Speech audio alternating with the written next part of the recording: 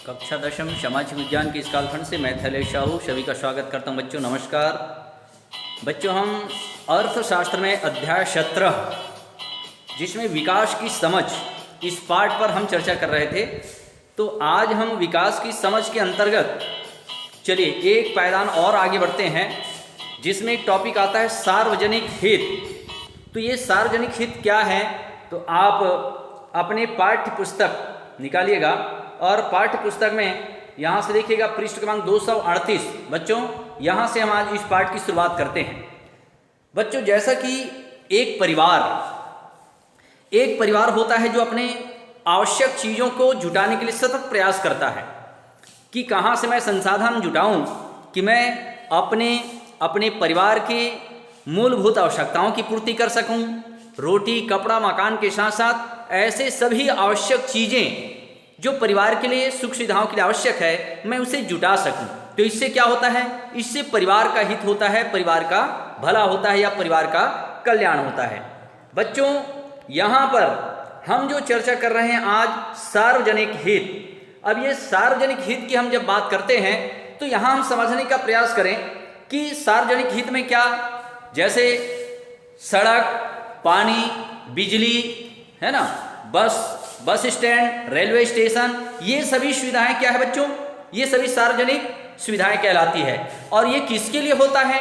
क्या bus stand किसी एक का होता है क्या? नहीं। रेलवे स्टेशन एक का है क्या? नहीं। तो किसका है ये?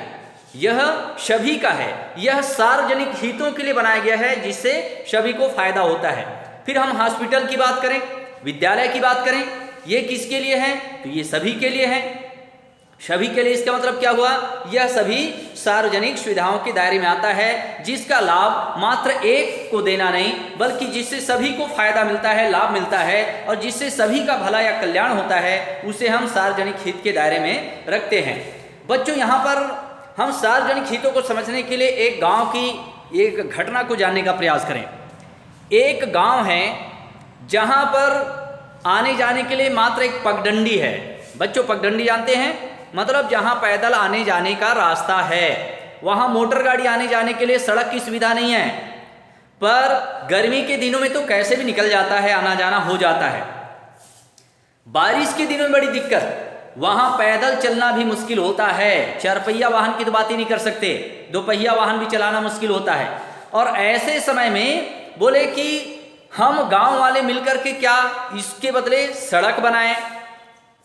गांव वालों ने विचार किया क्या इसके बदले हम सड़क बनाएं जिससे पूरे गांव वालों को आने जाने में सुविधा होगी।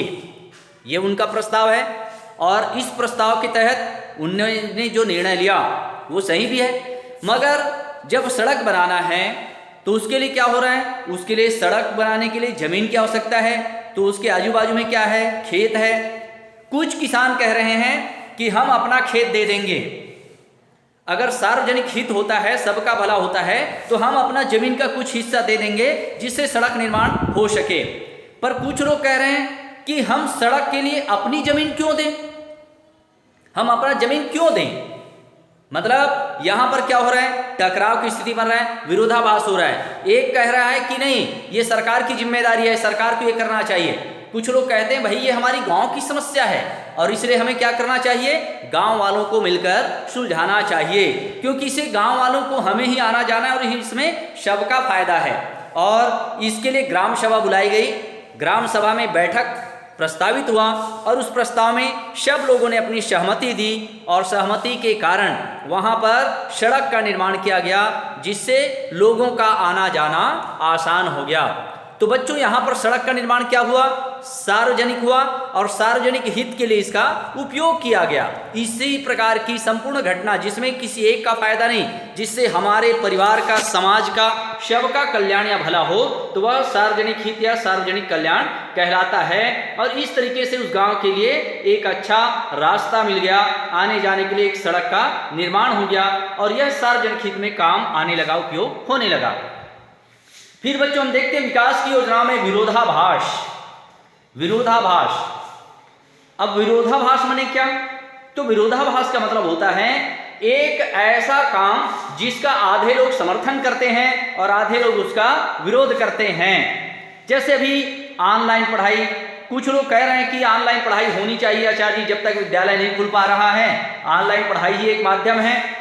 फिर कुछ लोग कहते हैं नहीं जी, ऑनलाइन में समझ में नहीं आता है, ऑनलाइन पढ़ाई नहीं होनी चाहिए। मतलब ऑनलाइन में दो तरह के, आधे लोग कह रहे हैं ऑनलाइन पढ़ाई होनी चाहिए, आधे लोग कहते हैं ऑनलाइन पढ़ाई नहीं होनी चाहिए, इससे समझ में नहीं आता है।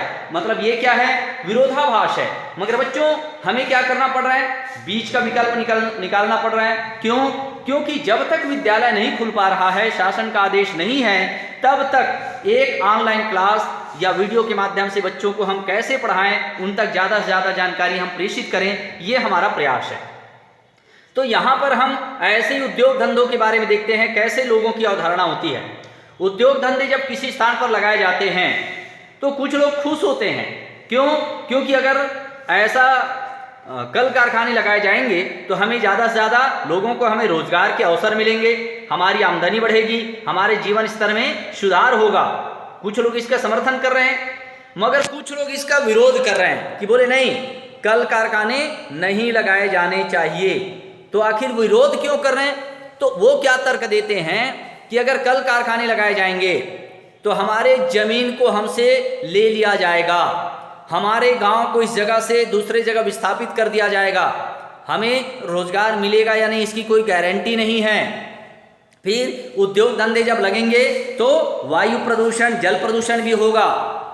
उद्योग धंधे लगने से ध्वनि प्रदूषण होगा, लगातार शोर होगा और हमारे स्वास्थ्य पर बुरा प्रभाव पड़ेगा। फिर कुछ लोग कह रहे हैं कि हमें ऐसे संसाधन की आवश्यकता नहीं है, हम जैसे हैं वैसे ही ठीक हैं। मतलब यहाँ पर क्या हो रहा है बच्चों, विरोधाभास। आधे लोग कल कारखाने लगाने के समर्थक हैं तो आधे लोग इसका विरोध कर रहे हैं। बच्चों यहाँ पर एक ओडिशा का एक उदाहरण यहाँ पर दिया गया है।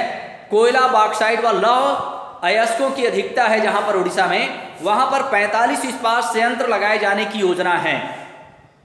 कुछ लोग इसका स्वागत कर रहे हैं कि अच्छी बात है और इससे हमें भी रोजगार मिलेगा, हमारे देश का भी विकास होगा, हमें आमदनी मिलेगी और परिवार का जीवन स्तर में सुधार होगा। मगर वहाँ के आधे लोग कह रहे हैं कि नहीं, हम इसके विरोधी हैं। बोले क्यों? कि मुआवजा राशि ठीक है, हमारे जमीन के बदले हमें मुआवजा राशि तो मिलेंगे, मगर मुआवजा राशि खर्च हो जाता है, बाद में वायु प्रदूषण, जल प्रदूषण और ध्वनि प्रदूषण जैसी समस्याओं से हमें जूझना पड़ेगा।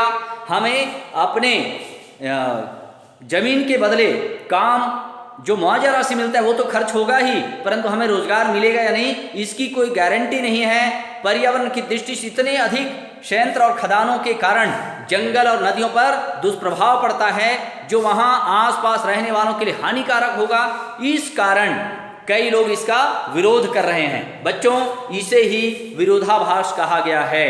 मतलब सार्वजनिक हितों के लिए कुछ लोग अपनी सहमति देते हैं तो कुछ लोग इसका विरोध कर रहे हैं। फिर हम देखते हैं कि कई जगह शहरों से प्रतिदिन कचरे निकाले जाते हैं, ग्रामीण क्षेत्रों में फेंक दिया जाता है, जिससे वहाँ का वातावरण और जल प्रदूषण होता है। जबकि बहुत कम खर्च पर इस कचरे से विद्युत उत्पादन, खाद आदि उत्पन्न किए जा सकते हैं और कचरे के दुष्प्रभाव को कम किया जा सकता है। वैसे बच्चों, जब नदियों में बांध बनाया जाता है, कई लोग प्रसन्न होते हैं कि चलो बांध बनाने से हमारे खेतों के लिए सिंचाई के लिए पानी मिलेगा, पर जो निचले भाग में है उनके लिए सिंचाई की सुविधा होगी। मगर जो नदी के ऊपरी भाग में है, जहां बांध बनाया जा रहा है, ऊपरी भाग में है, वो कह रहे हैं कि हमें इससे कोई फायदा नहीं होगा, क्योंकि हमें इसका कोई लाभ नहीं मिलेगा, हमारा जमीन ऊपर है। तो यहाँ पर समाज के सार्वजनिक हित को ध्यान में रख करके सरकार को बहुत सारे कार्य करने होते हैं। बहुत सारे कार्यों में लोगों की अलग अलग अवधारणाएं होती है। कई लोग इसका विरोध करते हैं और कई लोग इसमें अपनी सहमति देते हैं। इसे ही विरोधाभास का नाम दिया गया है। ठीक है बच्चों, यही विरोधाभास है। मतलब एक ही चीजों का आधे लोग समर्थन करते हैं, आधे लोग इसका विरोध कर रहे हैं, इसे विरोधाभास कहा गया है। चलिए आगे के कालखंड में और भी ऐसे उदाहरण के साथ हम उपस्थित होंगे।